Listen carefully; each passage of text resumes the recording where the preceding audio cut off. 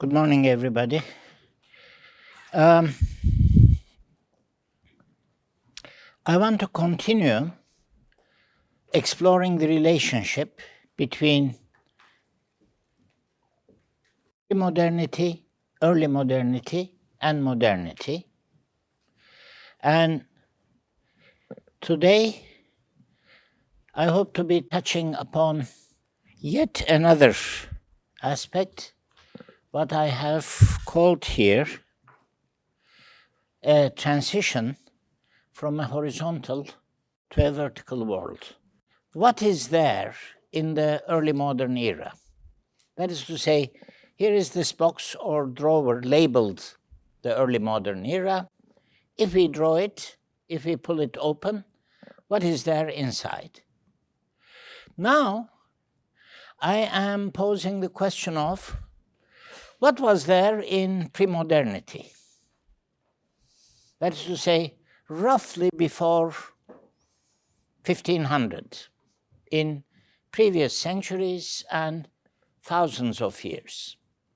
And I want to do this by first reminding you of some maps from Colin McEvedy's Atlas of Ancient History and Atlas of Medieval History, etc. I am going to argue that pre-modernity is what we might call a horizontal world. That is to say, there is no unified world economy such as we shall come to have as a result of the development of modern capitalism, and there is no unified world politics either. Instead, what we have are different cultural civilizational circles in different corners of the world, coexisting with one another, maybe touching each other, but just barely, and not interacting with each other in the way that has been happening in the modern era. They are aware of each other's existence, maybe, but their own existence does not make an enormous impact on everybody else, and vice versa. The other's existence and the various activities that they are engaging in, or the various policies that they are pursuing, do not necessarily make an impact on us or we, whoever we happen to be. So it is what we might call a world of separate, distinct, great traditions. By great traditions, I mean great cultural and civilizational traditions. China is one great cultural civilizational tradition. India is one great cultural civilizational tradition. Medieval Europe, Christendom, Hristiyan alemi in the Middle Ages is one such great cultural civilizational tradition. Islam and the lands of Islam in the Middle East constitutes yet another such great cultural civilizational tradition. And of course, while all this is happening in Eurasia, in the connected European, Asian, and African landmass, across the Atlantic, there is something that Eurasia doesn't know about as yet. That is to say, there are the original American civilizations, like the Aztecs, the Mayas, or the Incas, and they constitute maybe one, maybe two or three separate great cultural civilizational traditions among themselves. So we have these different geographical corners of the world, like Europe. like South Asia, like East Asia, like the Middle East, like Africa, distinct geographies, and because of the material technical constraints, conditions and constraints of the time, you cannot have a single world economy, a single world empire, or anything close to it. Instead, in each such geographical niche, maybe you have one major state or empire dominating its periphery. There are other lesser states or lesser cultures or civilizations in its orbit, but these major niches exist relatively independently of each other.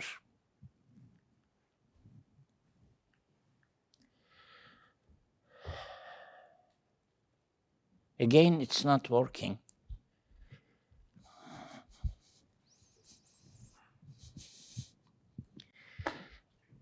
So I'm afraid I'll have to lecture here, which I absolutely hate doing, but this is what will happen, what will have to happen this morning. So look at this. This shows the world in terms of such main blocks, such main geographical cultural areas in the late 15th century. So you have here Christendom, medieval Europe, and its religious extension further east. You have here the lands of Islam and Indian cultures other than Indian Islam, further south in the Indian subcontinent. Here you have Central Asia, which we have spoken about in SPS 101. This is the mounted peoples. This is the grasslands, the steppes of Central Asia, and the mounted peoples that correspond to it, with every now and then steppe empires taking shape on that basis, like the Xiongnu, the Köktürk, and the Uyghurs, and eventually the Mongols. So, and of course, here are the Americas, which I've said, as yet, nobody here knows anything about.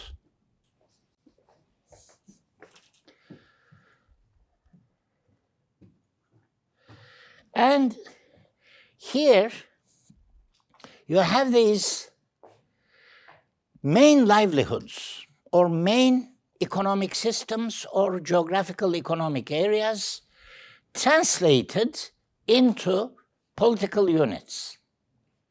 So, for example, in the lands of Islam, you have the Mamluks. This is the late 15th century.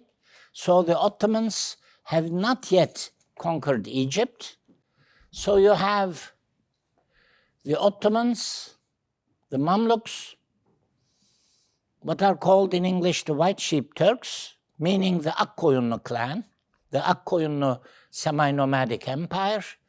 Here you have the remains of Timur's empire and various political units in India, as well as in South Asia, Southeast Asia. In East Asia, you have China. You have the Ming Empire.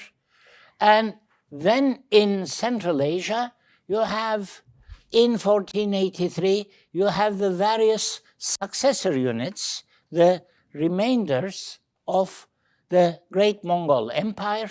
That is to say, you have the Chagatai Khaganate. Here you have the Manchu Empire still continuing in China, and the Mongols and the Oirats, various other tribal peoples. Here, Muscovy, Russia, is just taking shape in the late 15th century. Over here in the Americas, we have the Aztecs and the Incas, two early states, if you want, within the realm of reality of the Americas. They are empires. Relative to their own environment, they are empires. That is to say, you have the Aztec tribal leadership conquering everybody around it, all the other tribes, the Olmecs, the Toltecs, etc. And here you have the Inca Empire that has taken shape in similar fashion. Now, I am saying that this is a horizontal world. In what sense? There can be a very simple answer.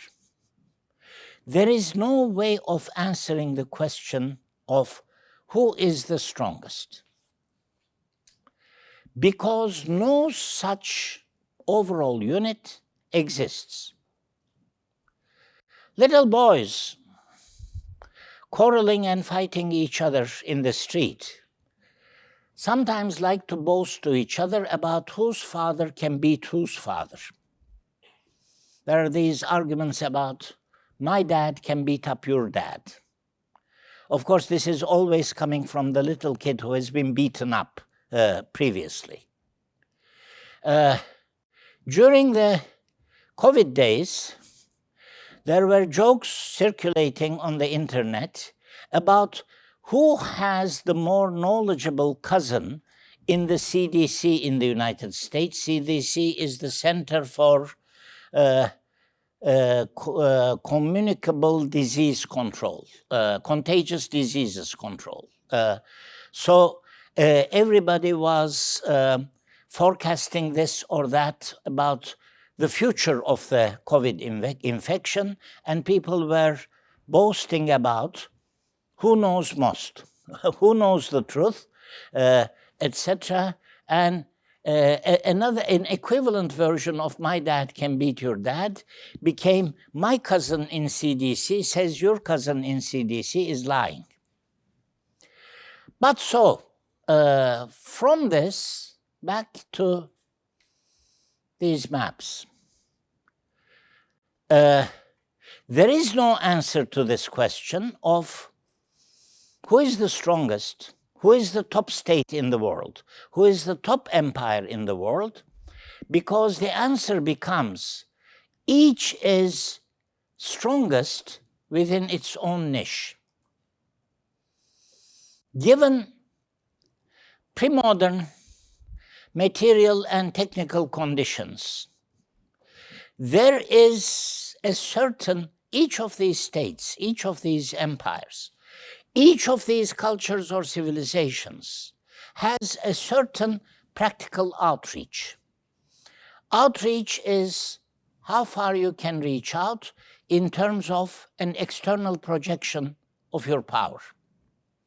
You might also call it effective radius of action. So if we go back to this, for example, the Ottoman Empire taking shape here around the time of the death of Mehmed II, the conqueror, we can say that it is establishing itself as most powerful in this corner of the world, and its outreach will enable it to eventually overrun the Akkoyunlus, the White Sheep Turks, and the Mamluks, but it will never allow it to go into India, nor will it ever allow it to go all the way into Western Europe. So it inhabits a distinctive geographical, geopolitical niche around here. What is the outermost limit of its effective radius of action? We have a clear-cut answer: Vienna. It tries twice to capture Vienna, and especially the second time in 1683 ends in complete disaster. So clearly, Vienna is one step too far. And we have also a clear-cut material, technical, time and distance explanation of this. Given material conditions again, the Ottoman army setting out from Istanbul, the imperial army, the Ordu-i Hümayun, takes 2 months to get to Belgrade on the Danube, and it takes another month to get from Belgrade to Budapest in central Hungary. And if it wants to proceed to Vienna, that takes another 2 weeks. So all in all, the march from Istanbul to Vienna is like 3.5 months. 3.5 months to get there. And if you want to conduct a campaign and then come back, another 3.5 months on the way back, it's impossible. It's impossible because of spring rains and autumn rains. Think, this is a time when there is no such thing as hard surface roads, paved roads or macadam roads or concrete or asphalt, etc. Everything is dirt. Roads are earth roads.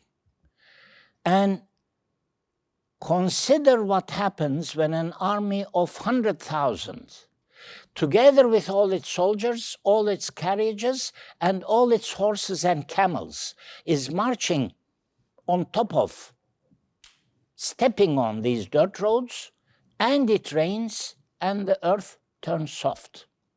It turns to mud very quickly and roads become impassable. So you have to be able to make it into, start marching virtually as soon as the spring rains are over, and you have to start marching back before the autumn rains begin. I'm just giving an example that we happen to know very well. What do we mean by the effective radius of action of the Ottoman Empire? And similar things are true of all kingdoms in medieval Europe, and also China, and also eventually the Mughals or the Baburids in India. They can cover and conquer and control only so much territory. So the answer to the question becomes, there is no such thing as a single political unit that is stronger than everybody else. Each is strongest within its own radius of action.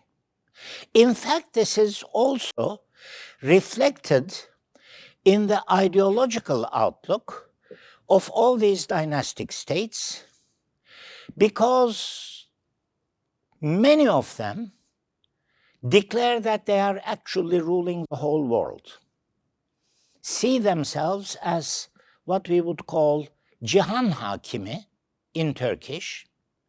This is the case with the Chinese emperor. This is the case with the Baburids, the Mughals in India, and this is the case with the Ottomans. When they declare themselves to be rulers of the whole world, is it the case that they don't know geography, that they are totally ignorant of the rest of the world? No. They have a sense of world geography, but what they mean is, I am the ruler of the world that is relevant for me. I am not concerned, for the Ottoman Sultan, he is not concerned with rivalry with or challenges from China, or rivalry with or challenges from the Mughals, the Baburids in India. What he is concerned with is challenges from or rivalry within an area extending, well, roughly from Vienna to the border with Iran, the eastern border. Within that, he considers himself to be supreme. He wants to be supreme within that relevant area of power. So it is not a case of sheer geographical ignorance, but of what is relevant to them in terms of interstate or inter-imperial rivalries. So this is how things stand until around 1500. So, trying to create a visual image, this is how we might envisage the world in around 1483. If I wanted to create an abstract diagram, a cross-section of the world at that time, let's say that this is the surface of the earth, and these are different geographical niches, and you have all these great cultural or civilizational circles, kültür daireleri, medeniyet daireleri, and you have one powerful major state or empire within each such niche, as I've said, with other smaller states or political units swirling around its orbit. What then happens is, one and only one of these cultures or civilizations gradually starts rising above the rest from around 1500 onward. And this happens to be Europe, or this happens to be Western Europe. Not all of Europe, but we say Europe for short. Actually, we are talking about the western coastline of Europe, or the Atlantic seaboard of Europe, Avrupa'nın Atlantik kıyısı siyasal birimleri, that is to say Spain, Portugal, Holland, or the Netherlands, and France and England.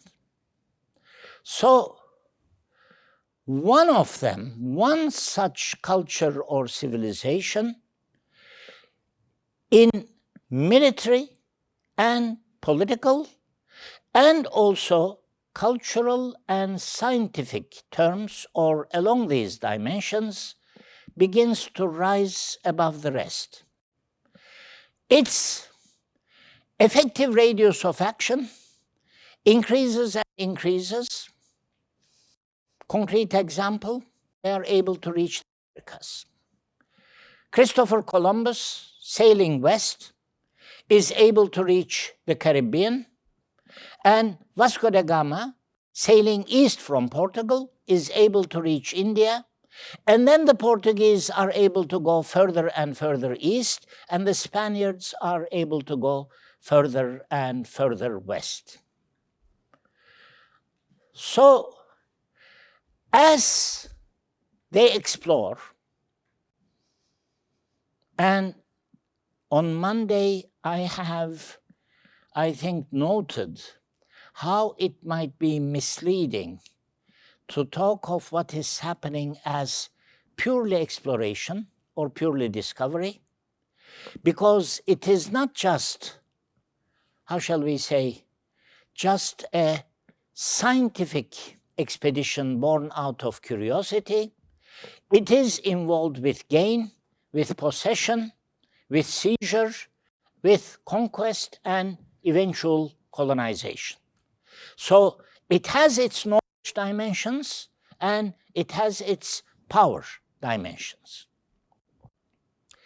As Europe begins to rise, begins to reach out and more deeply touch other cultures and civilizations, it begins to draw them under its domination, it begins to draw them into its orbit. And relations and connections between all these diverse circles of culture or civilization come to intensify intensify more and more. And this process, beginning in the second half of the 15th century, continues. I'm just trying to represent what is happening visually.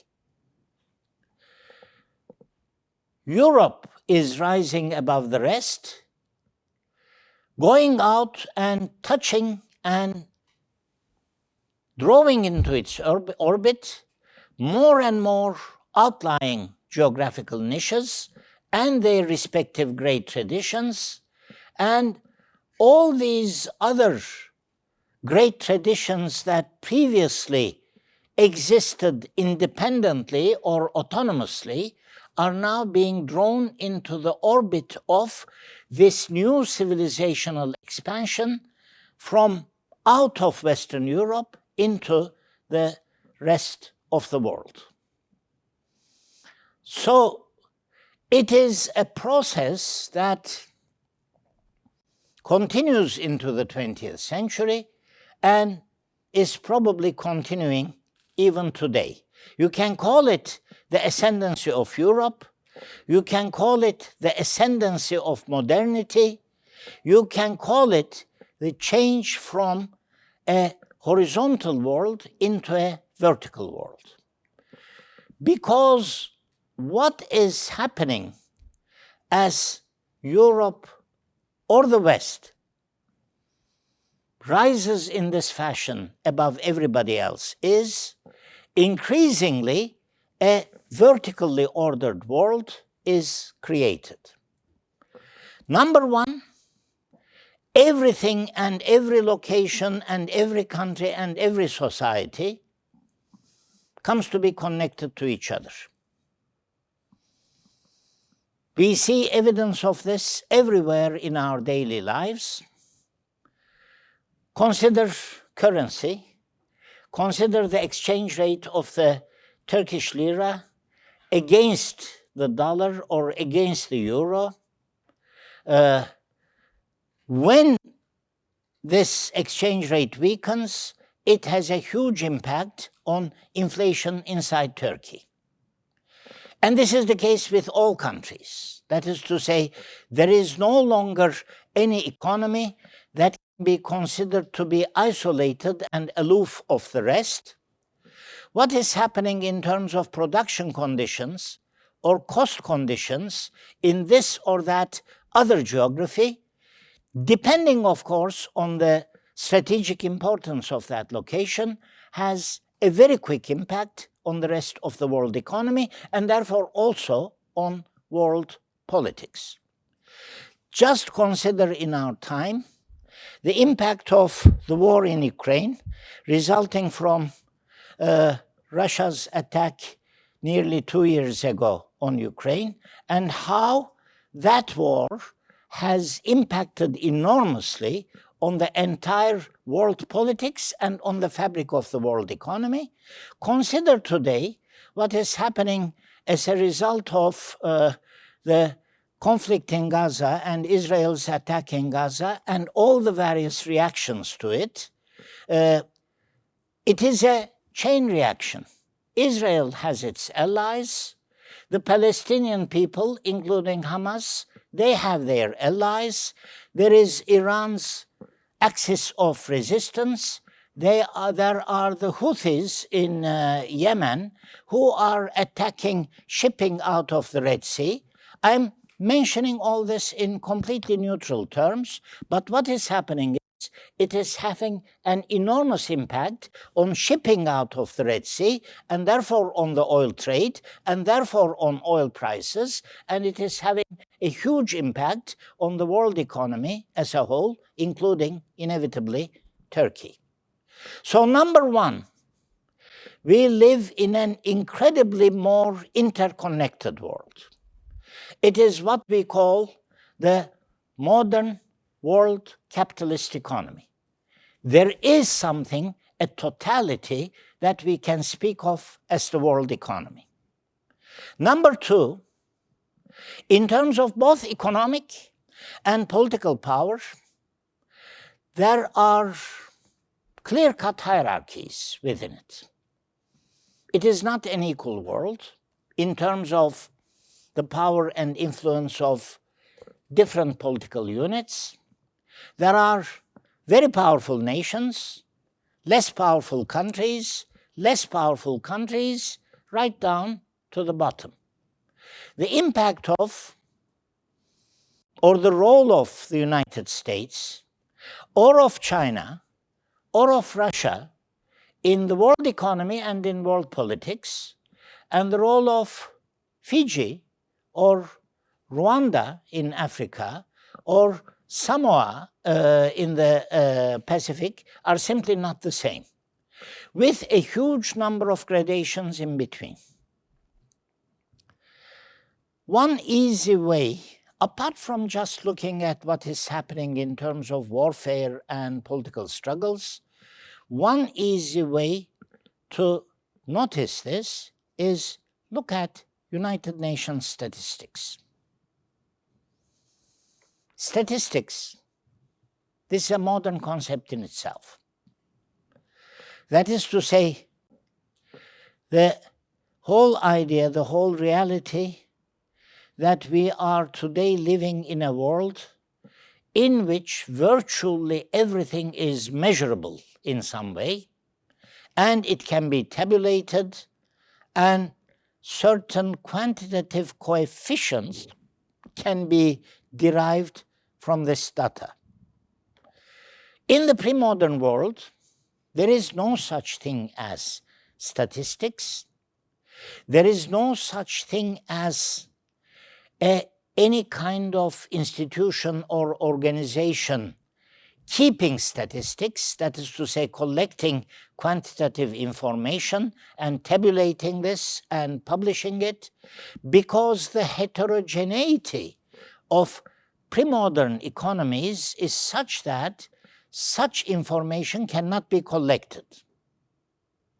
So, of course, for scholarship, one major problem is historians or economic historians trying to understand past centuries better and better have a terribly difficult time retrospectively trying to obtain at statistical data for pre-modern agrarian societies.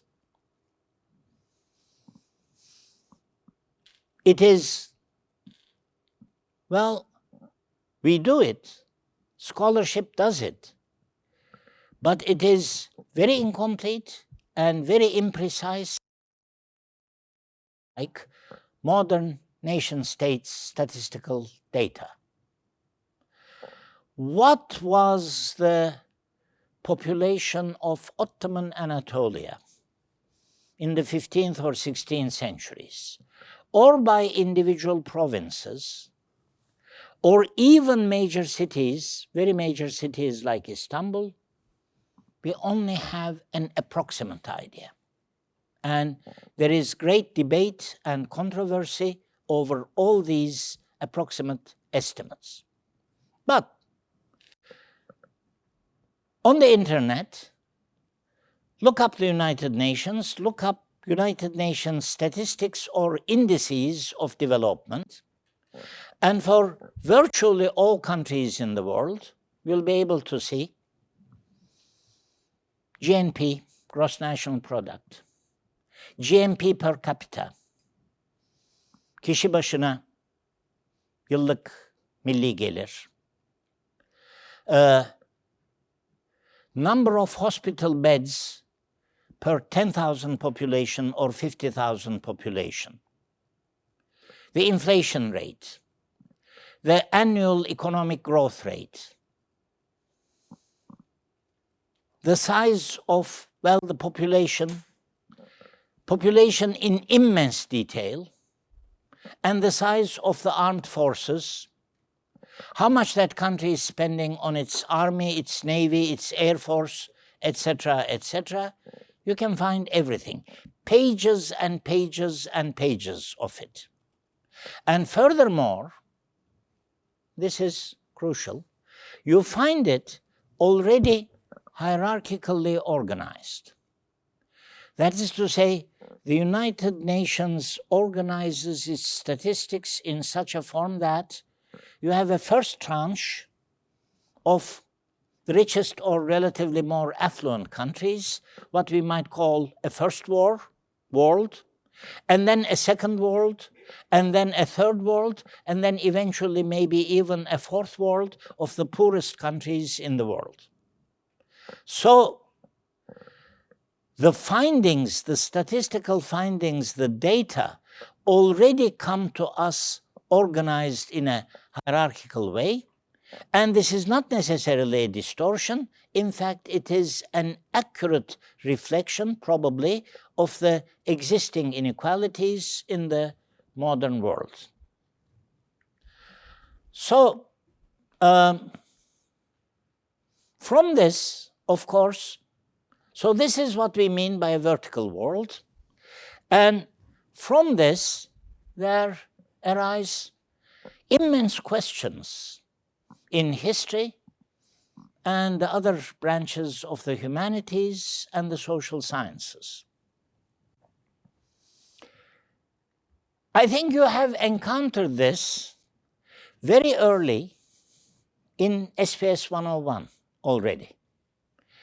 Jared Diamond's famous book, Guns, Germs, and Steel, and early in its first chapter or introduction, I forget which, what he calls Yali's question, and it has to do with a conversation between Jared Diamond himself and a close friend of his from one of the Pacific islands that he's been working on. You have to remember that Jared Diamond is fundamentally an anthropologist, a social anthropologist, and he comes into history via anthropology. So one day in the past, he is talking with his friend Yali, and Yali asks him, why is it that you white men have so much cargo and we have so little? By cargo, Yali means material culture or material civilization or accumulation of material wealth. And the image his question conjures up is the Pacific Islanders, Yali's people, have a very thin and shallow kind of material culture.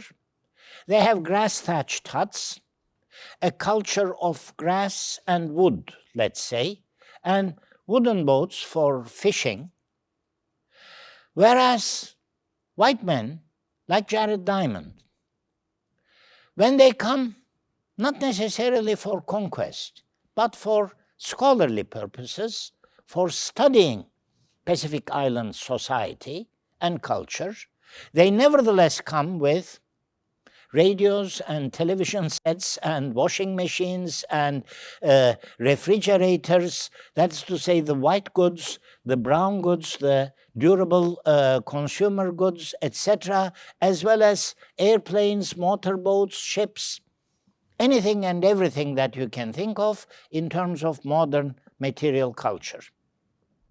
So Yali is asking, how come? How did all this happen? Basically, it is the West versus the rest question. How did the world come to be divided into a West with a capital W, not just a geographical region anymore, but a distinctive kind of culture and civilization and power relations, and the rest, again with a capital R, that was at some point left outside this? Clearly, over the last 500 years, there has evolved a fundamental asymmetry in world history, a kind of asymmetry that was not necessarily there in this way, at least, before, and not covering the whole world. Mind you, let us please not idealize pre-modernity. Pre-modernity, I mean, it is not the Garden of Eden, okay? It is not paradise. Let's not think of it that way. Let's not think of it as a realm of pure equality and marvelous ethics and morality and everybody being, how shall I say, in an ideological and cultural way, extremely moderate and civilized and gentle and nonviolent, etc. It is very far from being all that. Warfare is endemic in pre-modernity. All these various political units, large or small, are constantly fighting each other for economic resources and, most importantly, land. Land, which is the single most important economic resource in pre-modern times. And the problem with land is its amount is fixed. That is to say, you cannot, through technological means, increase the amount of land available for agriculture and therefore for the collection of potentially taxable surplus from peasants.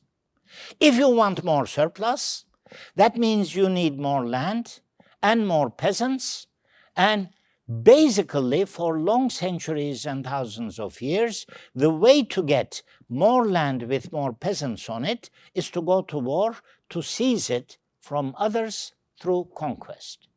So hierarchy, inequality, violence, warfare, bloodshed, oppression is there all the time.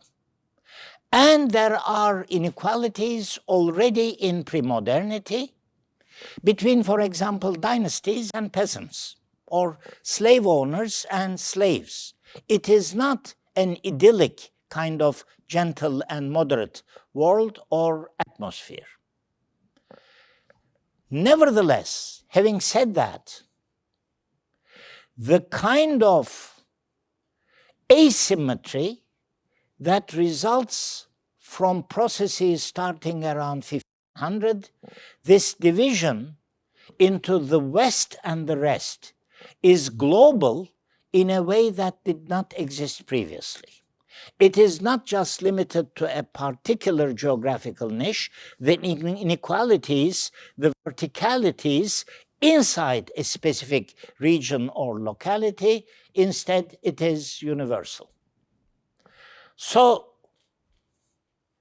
there is this question. It is actually the title of a book, of a published book that has also been translated into Turkish. It has this marvelous title, why did the Aztecs not discover Europe? Why was it that Europe discovered and incorporated, conquered and colonized and annexed and came to dominate everything else? And why did it not happen vice versa?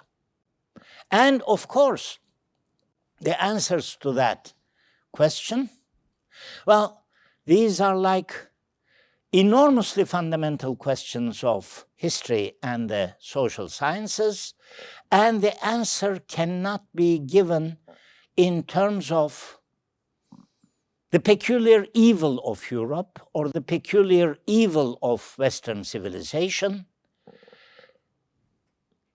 I am not going to go into details right now, but if one side of the coin developed as Western superiority, clearly the other side developed in terms of the rest's inferiority, or otherwise put, one and only one of these great traditions of modernity was able to develop something called capitalism or modernity, and this implies that other areas of the world, other cultures or civilizations were not able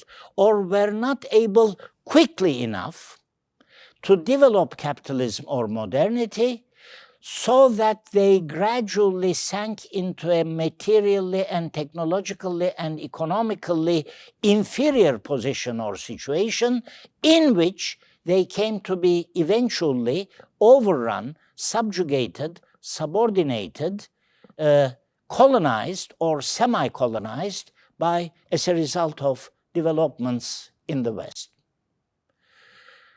So perhaps one lesson at this point is, when studying this history of the last 500 years, beware of conspiracy theories, beware of one-sided demonization. Secondly, this key phrase, combined and unequal development. What is happening is a totality. Two things are happening simultaneously and in interactive fashion. The West is, you might say, overdeveloping into the center or the hilltop or the nerve centers of the New World, and the rest is underdeveloping into the foothills or the periphery of the modern capitalist world system. In history and the social sciences, there are various names for this turning point, this crucial divide. You can call it the West versus the rest. For what became the West, you can call it takeoff. That is to say, the takeoff of one culture or civilization into sustained and dynamic growth, kalkışa geçmek. Ernest Gellner calls it the end of the coercive order by around 1500. That is to say, the end of social systems that are based purely on the state's ability to coerce and subjugate its subjects through military and political power. You can call it the transition from feudalism to capitalism. You can call it the transition from traditional to modern societies. If you can call it takeoff for the West, for the rest, you can call it peripheralization or underdevelopment. Overdevelopment and underdevelopment. Aşırı gelişme ve az gelişme. Aşırı gelişmişlik ve az gelişmişlik. Overdevelopment and underdevelopment. We have to conceive of these as happening at the same time. For what happened, there are, of course, numerous explanations. Basically, you can group them into two. Essentialist explanations versus historical explanations. These are debates that seemingly will never end. These questions have kept being posed in the humanities and social sciences over the last 200 or 300 years. Was Europe always superior? Was the West always the West? Was there something about Europe that predestined it to become lords of humankind, at least for a period of 500 years? Was it because other branches of humankind were racially inferior? Was it because they had a peculiar kind of politics that can be described as Oriental despotism? Or they had a peculiar kind of economy that could be described as the Asiatic mode of production? Was it because of their religion? Was it because of Islam?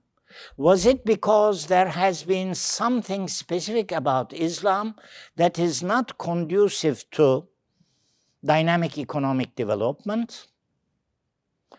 All these and many other essentialistic explanations have been suggested in intellectual and academic debates over the last 200 or 300 years or so. There is this false logic that is called in Latin post hoc ergo propter hoc. After something, therefore because of something. That is to say, let's say that looking at history, we observe first A and then B. There is a tendency, there is a temptation to immediately conclude that because B happened after A, it must have happened because of A. I would like to draw your attention to the fallaciousness of this logic. Because things may have happened in a certain chronological order does not necessarily mean that there is a link of causation between them. But in short, what happens is this entire development in real political, military, technological, and economic terms, it creates a real asymmetry, a real imbalance between overdevelopment and underdevelopment, and also it creates its intellectual structures. That is to say, you have heard all this before, but there arises something that we call Eurocentrism or Western centrism. That is to say, looking at everything in world history, especially over the last 500 years, from the perspective of the West, from the perspective of Europe, and somehow regarding European phenomena as normal and what happens outside Europe as abnormal, lying outside the normality of human history. So these are like methodological warnings when we turn to look at what is emphatically a very important slice of European history. In SPS 102A, we shall be looking at the early modern era in Europe. It is European history. We shall be studying a crucial 300 years of European history, perhaps with also a view to pondering why and how was it that in these 300 years, Europe achieved gradually such a degree of superiority over the rest of the world. That question will also be in the back of our minds, but as we turn to study this slice of European history, we have to keep in mind the overall context. We have to keep in mind that this is not the whole world, that this is not all of world history, and that there were other histories happening elsewhere at the same time, and for the moment we are focusing on just one phenomenon. We have to know this, we have to understand it. It is part and parcel of world history, and it has had profound consequences for all of humankind. At the same time, we have to bear in mind the limits of what we are looking at. Thank you.